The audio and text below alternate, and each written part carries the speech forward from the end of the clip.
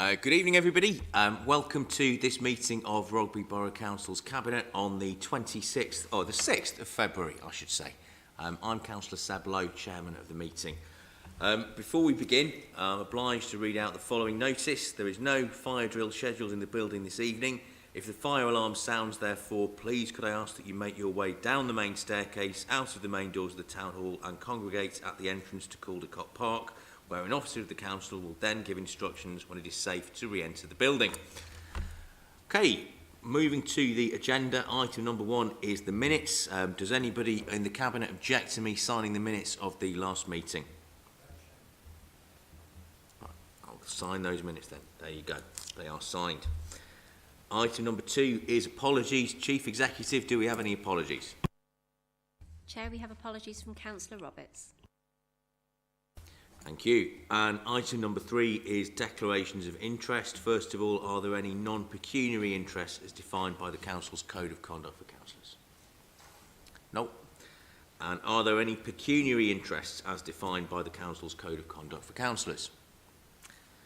And are there any notice under Section 106, Local Government Finance Act 1992, non-payment of community charge or council tax? Okay.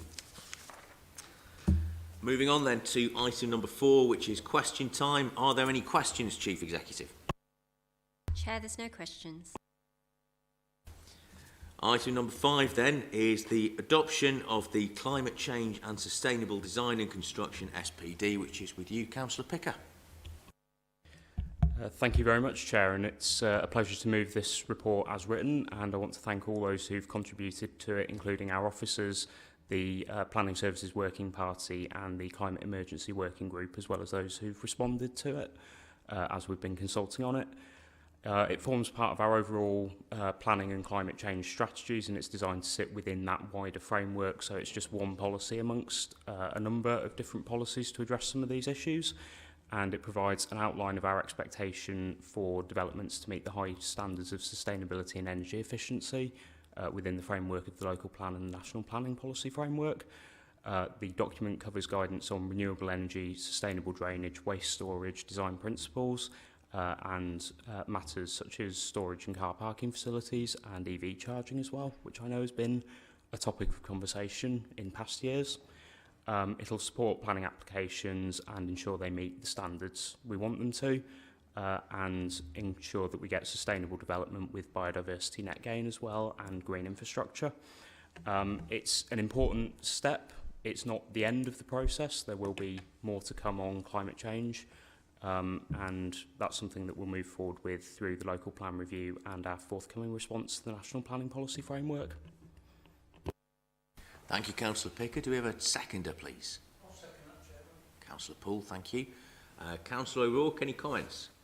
Just very brief, actually. Obviously, it's good to have these standards, but if a developer doesn't meet those standards, does that mean they will not get planning permission? Or what does it mean? Well, if they don't meet these standards, that will be taken into account with a planning application, and it would certainly be my hope that they would be told that they need to meet these standards, but obviously each application would be assessed on its own merits. Councillor Roodhouse, any comments from you? Thank you. Just a couple of points, really. I presume once it's adopted, is it going through council, isn't it? That once that's done, it can be then taken part as a material consideration in future planning applications that are coming in. The second point, really, because this is an emerging agenda, as you quite rightly pointed out, is are there an opportunity, or when is the opportunity to start tweaking some of this as technology moves on and the whole agenda around these issues move on as well? So in 12 months or so, is there an opportunity to review or look at it again, see whether it needs strengthening in certain areas? Yeah, so as you say, it will become a material consideration for future planning applications. In terms of looking at it, as I said, this is a step on the road. I imagine we'll have further such conversations through the local plan review and our response to the national planning policy framework. So I don't think this is, one document that will forever be like this. It should evolve, as you say, as technology moves forward. Thank you. I'll put that to the vote now. All those in favour? That is carried unanimously. And staying with you, Councillor Picker, we have at item number 6, the Coventry and Warwickshire Growth Hub. Thank you, Chair. This is a relatively self-explanatory report. The Coventry and Warwickshire Local Enterprise Partnership is being wound up later this year, and as part of our economic development strategy, we're going to use some of the funding that we had previously sent to the LEP to the Growth Hub to support businesses in the local area. Obviously, at a time when businesses are facing challenges, I think it's important that we do support them, and the Growth Hub is one of the ways we can do that. Absolutely the right thing to do. Well said, Councillor Picker. Do I have a seconder from the Cabinet, please? Councillor Robbins, thank you. Councillor O'Rourke, any comments? Just a very brief one again. Obviously, we do need to do everything we can to support local businesses, both in the town and in the wider borough.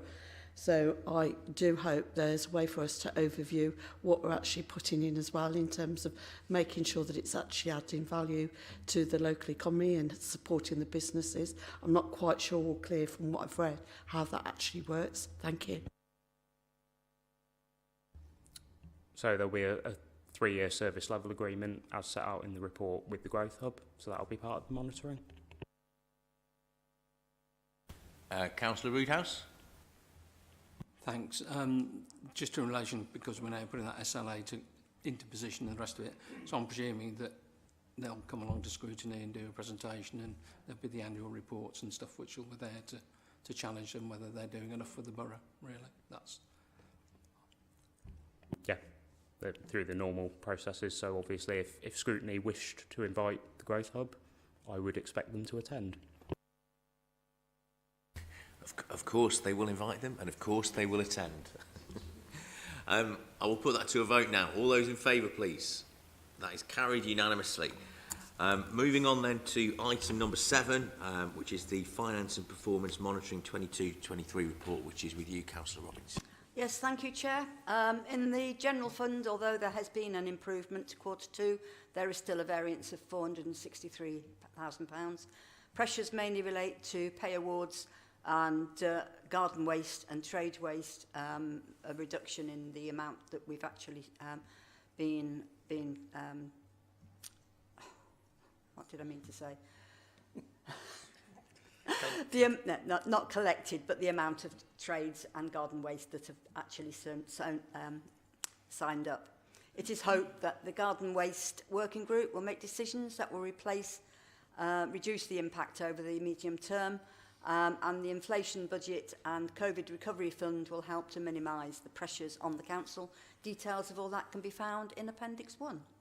HRA revenue position has an increased pressure of £402,000, but again, I won't go into that because that will come up later.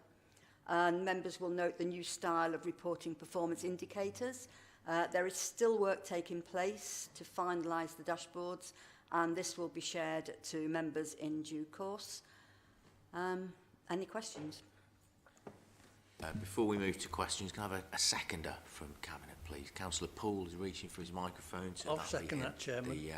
The perennial seconder. Councillor O'Rourke, any comments from you? Yes, we obviously welcome these sort of indicators, and I do think it is important that we continue to do work on those, because actually we need to be able to demonstrate to the people of Rugby that we are adding value with everything that we do, and that we're sort of delivering the level of service that they expect. And I suppose for me that's best shown in terms of some of the challenges we now have with green waste and trade. So we welcome that, but I hope there is a real focus in those areas and engagement with the stakeholders to see what we can do. Thank you. Yes, absolutely, Councillor O'Rourke. It's important that the KPIs are recorded correctly. We have had problems, and hopefully this new way of working will solve those problems, and we will all be able to see exactly what the situation is. Thank you. Councillor Roodhouse. Yep, I look forward to Power BI when it comes. The digitalisation saving of 95,000 is red. 18,000 got through, achieved by Q3.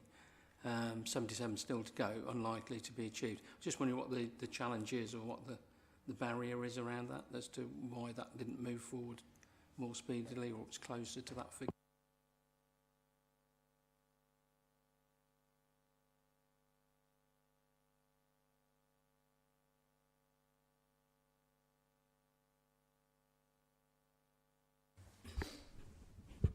Okay. I suppose it's linked to some of the transformation that we've got in the organisation. So some of the things that we're doing is taking a little bit more time to bed in, and certainly what we're doing is trying to make sure we've got measures or targets that can actually be achieved, and certainly through the work that we're doing for the 23-24 financial year, I'd expect there to be a more positive outcome for that, and we can report that through separately.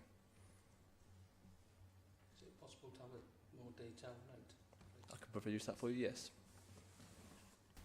Okay, thank you. I'll put that to the vote then. All those in favour? That is carried unanimously. And then moving to item number 8, which is the Draft General Fund Reserve and Capital Budgets 23 to 24, which is still with you, Councillor Robbins. Yes, I've nothing further to say on that particular issue at this time. It will all be reported to full council, where we will all decide exactly how we're going to handle it. Thank you, Chair. That is diplomatically put, Councillor Robbins. Do we have a seconder from the Cabinet, please? Councillor Lawrence, thank you. Councillor O'Rourke, any comments? No, Chairman, we'll save our comments for full council. Thank you. That is something to look forward to. And Councillor Roodhouse, any comments from you? Fine. All right, I'll put that to the vote then. All those in favour? That is carried unanimously. Thank you.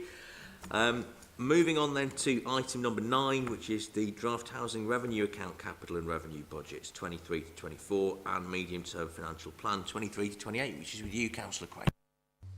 Yep, thank you, Chair. So this is the second draft of the HRA Capital and Revenue position for next financial year and the Medium Term Financial Plan. And obviously we'll all be discussing it tomorrow evening at full council. And this is just to give Cabinet an updated view of the budgets. I will just highlight there were a few changes from the January update, which I'm sure everyone will have read, but just to say there was a saving of 106,000 following retendering of council's insurance, which is good news. And then there were some additional costs for internal recharges. So overall, there's an additional revenue contribution to capital of 44,000. So just drawing that to people's attention. Thank you. Can I have a seconder, please, from the Cabinet? Thanks, Councillor Poole. Councillor O'Rourke, or are you saving yourself for tomorrow? I'll save myself for tomorrow night, Chairman. Thank you. Councillor Roodhouse, same. A nod of acquiescence from the Liberal Democrat leader. Thank you. Right, I'll put that to the vote then. All those in favour? That is carried unanimously. And then moving to item number 10, we have the addition to the HRA Capital Continuation Programme, which remains with you, Councillor Crane.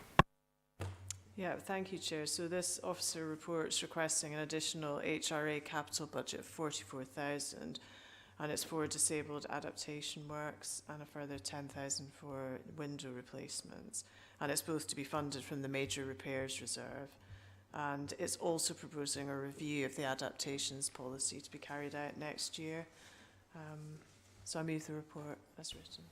Thank you. Do we have a seconder, please? Councillor Picker, you seconded no one this evening. You've been very quiet. That, Chair. Thank you very much.